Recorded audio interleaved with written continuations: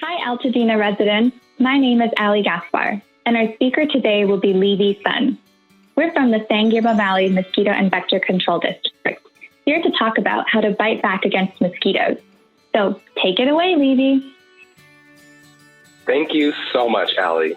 And welcome Altadena community to this very special presentation on how we can kick out these mosquitoes from our homes. We have heard a lot of complaints coming out of Altadena regarding these pesky mosquitoes ruining your outdoor space. So today, we're going to talk about how we can bite back. And we have 3 goals in mind. First, we're going to reframe how we think about mosquitoes and water use in our neighborhoods and in our yards. Secondly, we're going to learn about the balance of our collective community's response to mosquitoes. And lastly, we're going to discuss what you can do to not give mosquitoes a biting chance. Hint, hint, it does involve your neighbors too. Now, just a heads up, I have just trapped you all into an actual Mosquito 101 biology course. So bring out any pens and papers and start taking notes because you are going to become mosquito experts today. But before we actually dive into the main course, we need to define something that you may have already heard a bunch of times but never gave a thought to. And that is the definition of a vector. What is a vector? A vector is any animal or insect that can transmit or move a pathogen or disease from one animal to another. So in this case, mosquitoes are considered a vector because when they bite, they can move or transmit and spread viruses from people to people or from animals to people. Here in Altadena, the biggest mosquito-borne disease that we are concerned with is West Nile virus. But as you'll soon learn, there are a host of many more diseases of concern. So our events in Altadena are beautiful and lush, but how can Altadena bite back? That's a great question, Ali. And we have been hearing more and more from our residents in Altadena about this mosquito issues. We've done quite a few events and presentations in Altadena, and we love the residents of Altadena. You have a wonderful community there. But the downside is, I have heard that over the years, the mosquito issue is getting worse and worse. But before we really tackle the core of the mosquito issues in Altadena, let's pull you back and have you take a look at the world as a whole. The planet is all about seeking balance. And when I talk about balance, I'm talking more specifically about the ecosystems. And when I say ecosystem, a lot of you may think about the ocean having its own ecosystem, or maybe the forest having its own ecosystem. But we can't forget that we are part of this ecosystems as well. When we intrude, when we urbanize, when we develop into lands, we are also part of this ecosystem and we alter everything in and around it. So this is the big picture, but how does this affect the backyards of Altadena? How it affects the backyard is that we can bring that same concept down into our own property.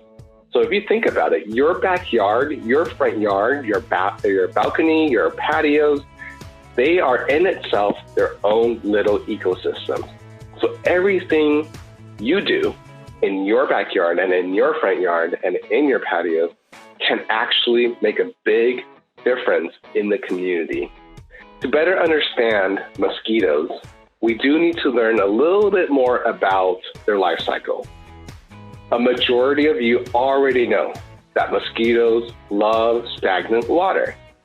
And you know that they lay their eggs either on the surface of stagnant water or they'll use the size of containers that can hold stagnant water to stick their eggs to. Then they can develop from the eggs to the larva, and from there they can develop into the pupa, and finally into flying, biting adults that we've all come to dislike. But what you may not know is how quickly this life cycle can develop. The mosquito life cycle can be completed from egg to adult in as little as 7 days. So think about this. We have 150 mosquitoes that can be laid in a plant saucer on Sunday. The following week, on Sunday again, those 150 mosquitoes could already be flying around and looking for a blood meal or someone to bite. Now, I want us to also think about the way we use water, because we already know stagnant water equals mosquitoes. But I want us to separate the different spheres of how we use water in the cities. There's the public sphere, and that is where you see water being pulled up and used in public settings like the gutters, the channels, and even in our underground storm drains. Did you know that the underground storm drains that we all drive over and walk near can actually hold millions of mosquitoes? This photo actually shows you what it looks like in one of these storm drains when you pop a lid open and stick a camera down there. All those individual black specks are adult mosquitoes resting underneath. And this can happen throughout the year, even during the winter. Wow, Levy, that's crazy. So what kind of sources should residents be looking for at home? Great question. And that actually moves us away from the public sphere and into the private sphere. And the private sphere is where many of our residents have the most control over. So vector control, we're out there dealing with a lot of the sources in public. But on private property, that's where things get a little more difficult for us. A lot of mosquito issues do come out of private properties, and they come out of different sources such as saucers, tires, buckets of water, and even rain barrels. Our efforts to conserve water have unfortunately bitten us back. But we cannot also forget about the larger bodies of water on private properties, such as a swimming pool. Did you know that about 3 million mosquitoes can emerge out of a pool like this in a month? That's a lot of biting that can occur. But water doesn't necessarily have to be in large amounts, like in a bucket or swimming pool. A bottle cap of water is more than enough for some of these mosquitoes to thrive in. What I also want to talk about is water use that has an impact on the local vegetation on your property. In San Gabriel Valley, we love our plants, and it shows. However, we must also remember that the mosquito loves to also hide out in any dense vegetation it can find. The reason for this is because during the hot summers or any kind of hot spells that we have here in San Gabriel Valley, the mosquito is poorly adapted to regulate its own body temperature. So it actually seeks shelter in dense vegetation. So if your property has a lot of leaves, if it has a lot of bushes or hedge walls, you may be experiencing a lot of mosquito bites, even though you have no stagnant water anywhere on your property. Usually by now, when I talk to people about mosquitoes and where they thrive, a lot of people actually say, I really don't care about the diseases. I care more about the bites, because the bites are driving me insane. But we cannot still forget that mosquitoes are considered the deadliest animal in the world. As a vector, an animal that can transmit diseases, mosquitoes account for almost 1 million deaths every year. And that's just through them biting people and spreading diseases. When it comes to responses, we need to think about what vector control can do for us. The most common things that we do in vector control is basically eliminating the stagnant water from sources. You may sometimes see us treat for mosquito larvae in permanent water sources like street gutters, maybe ponds or fountains, and we tend to use organic pesticide called BTI, which is a soil bacteria that's used on organic farms. And you may see us use mineral oil. You may also commonly see us conduct education in schools and throughout the community, whether it's in person or online. When it comes to spraying for adults, this is something we rarely do because we consider it as a last case resort and only during public health emergencies. So when it comes to spraying for mosquitoes, you may see us wearing a backpack. We may do it from a truck. We have never flown an airplane to spray aerially, and we actually hope to never do so.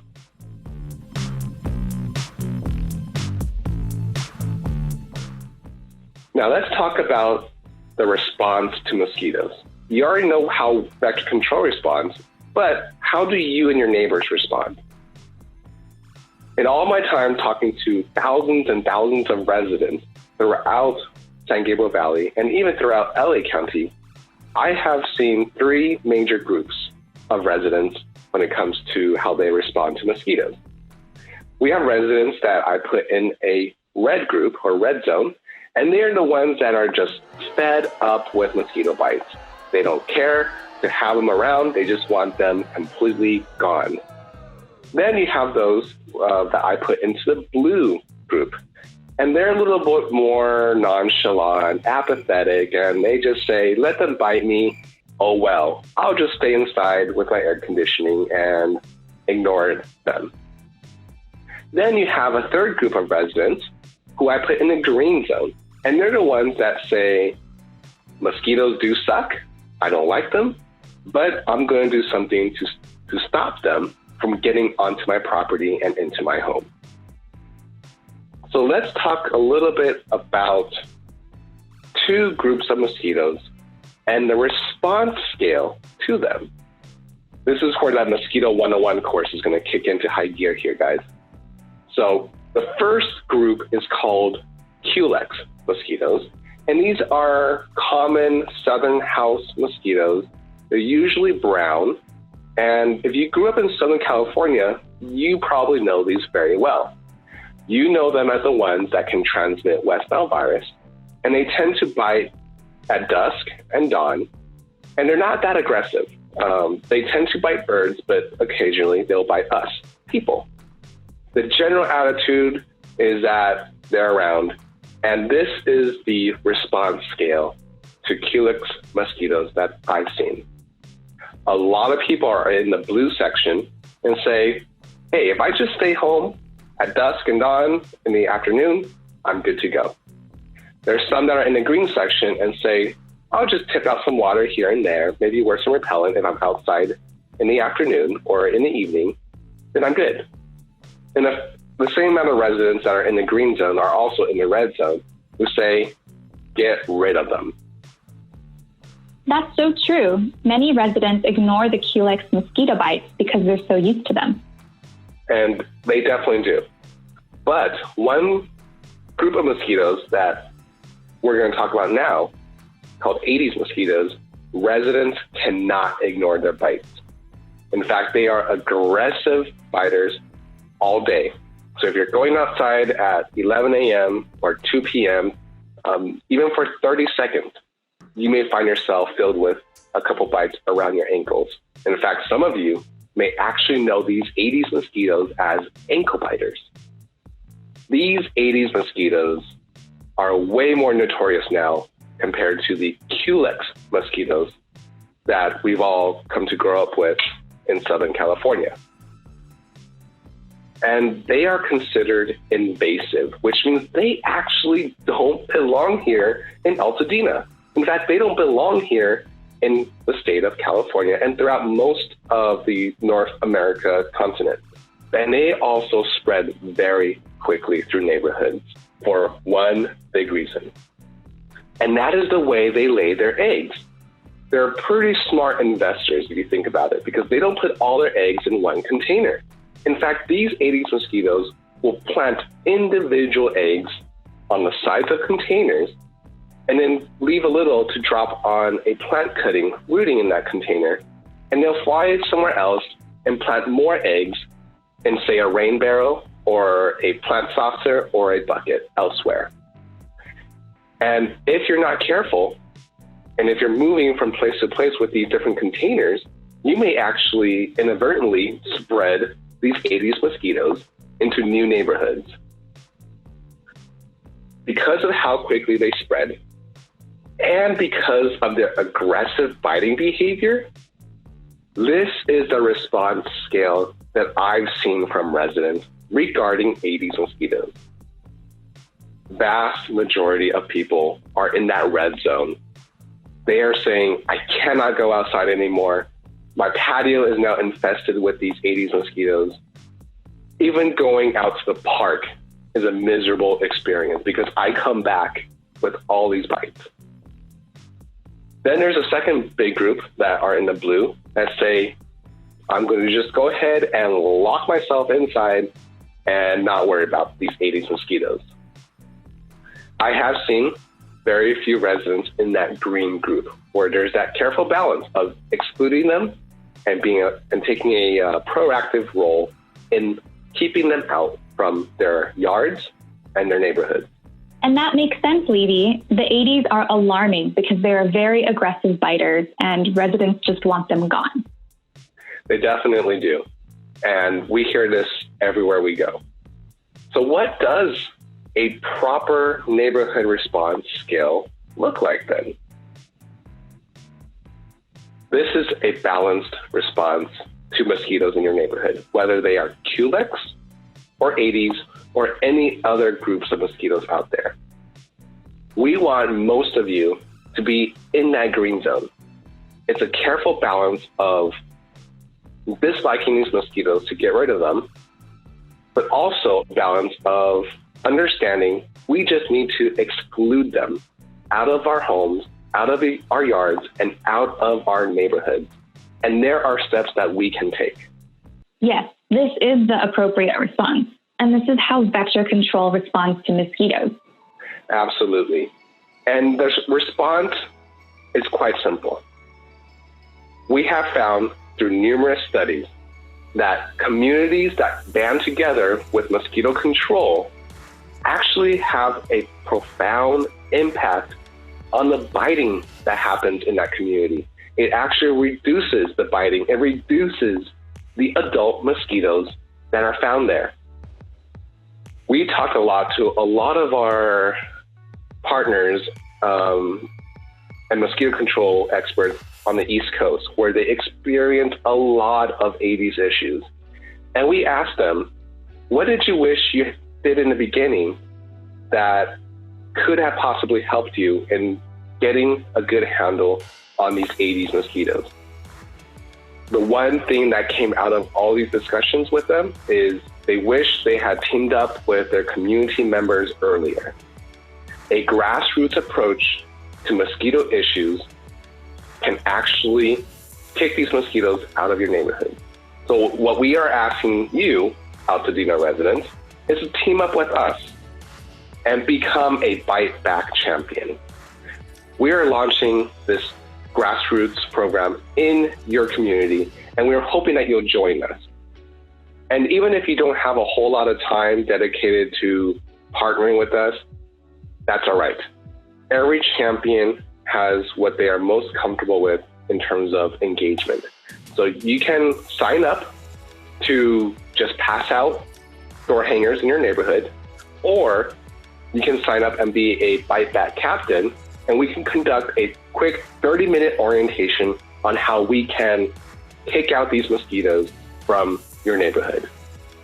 You can sign up at bitebackchampion.org. You can call us at 626-214-0726, or email us at outreach@sgvmosquito.org. Altadena, let's not give these mosquitoes a biting chance. Thank you, Levy. So we have some questions that residents ask frequently. Absolutely. Go ahead and just run through them, Ali, and let's see how we can help them out. Can mosquitoes spread COVID-19? That is a very common question we get. And according to the CDC and the WHO and a lot of public health agencies, there is currently no evidence that mosquitoes can transmit COVID-19 or any of the other viruses in the coronavirus family. What activities can be done under the Bite Back campaign? The activities will really be dependent on you, the person who signs up. So if you just want to receive emails and see what's going on in the Bite Back campaign, that's great. A lot of people have signed up to deliver and pass out door hangers in their neighborhood, which has helped everyone else out because you're spreading the education to your neighbors. And we also have other activities such as Bite the Block inspection party. So it's essentially a block party, but it's geared towards kicking out mosquitoes. And what we've done is we'll partner with someone and basically do a property inspection throughout the entire neighborhood and find any source that may produce mosquitoes. So there are quite a few activities that can be done under the Bite Back campaign. It's up to you to decide what you're comfortable with. If my neighbor has a pool that's producing mosquitoes, what can I do?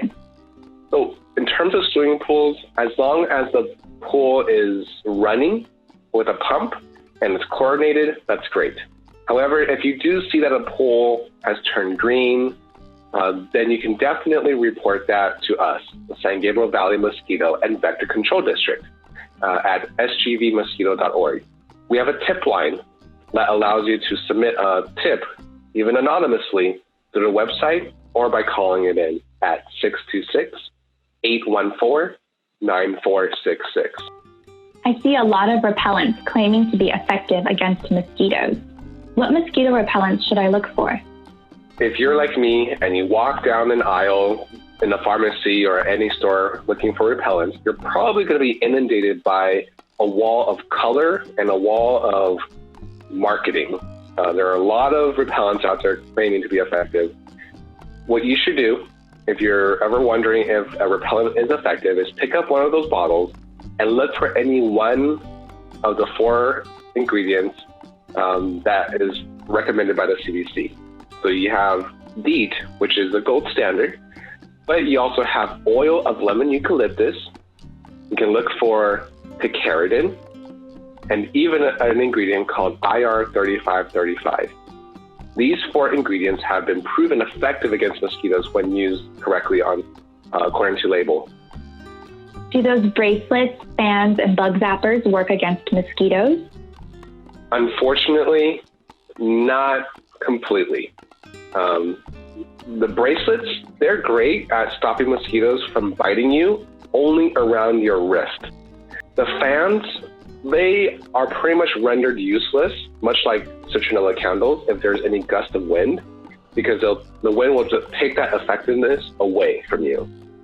The bug zappers that use UV light to attract mosquitoes actually end up attracting a lot of beneficial insects in our environment.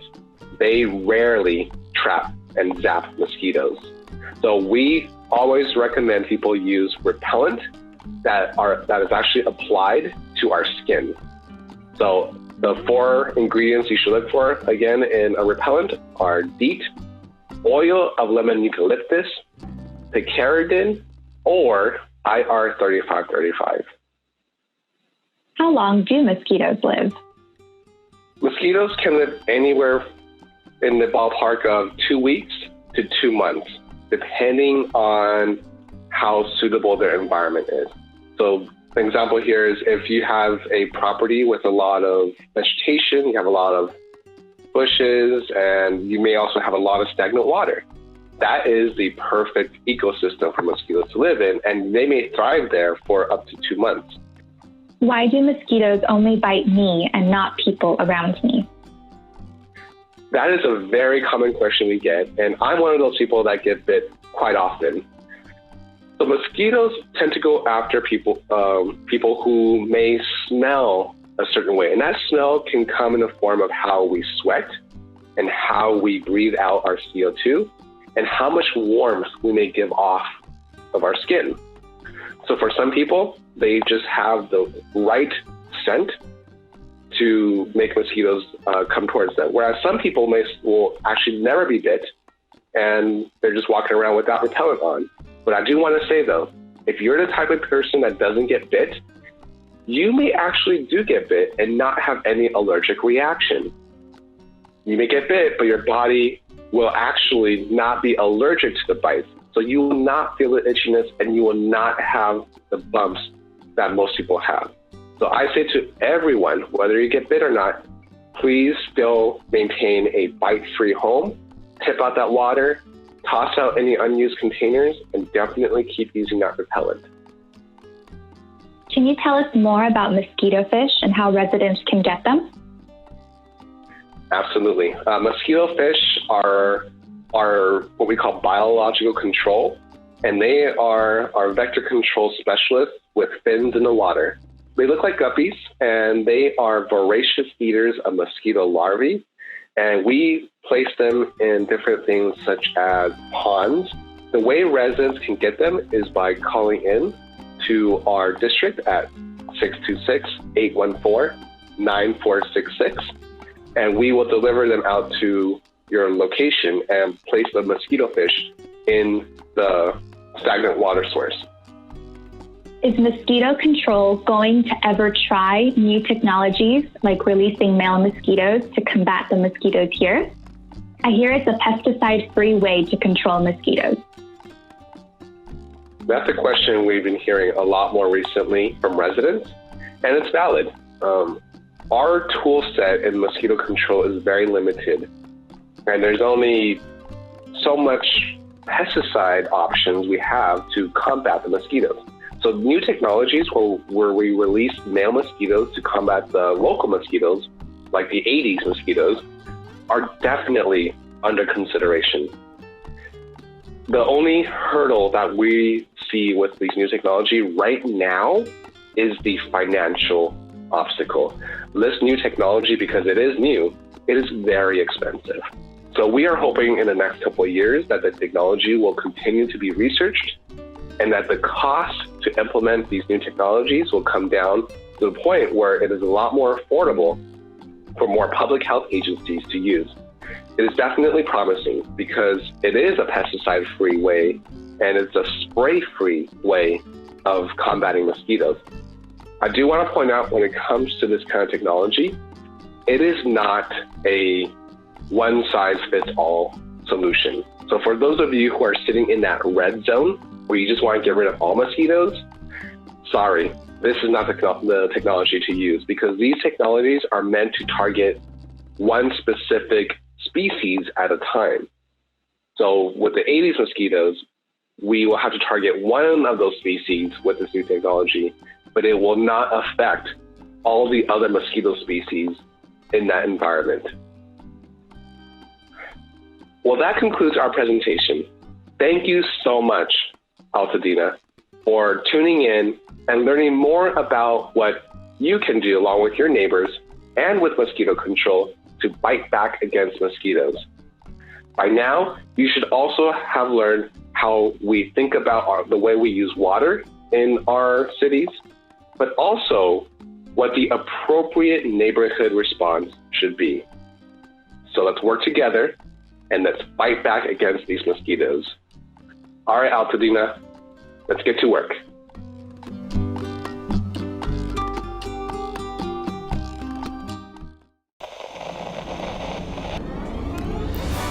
Hi everyone, I'm Ada Ease.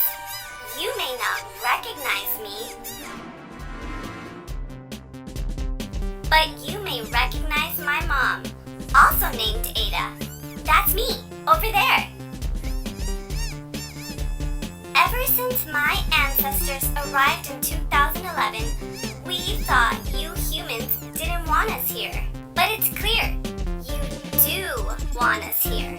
You've given us all the stagnant water we need to thrive. We invasive Aedes are spreading and getting stronger. Thanks to you, we will continue to spread unchecked into your home and yards, unless people do something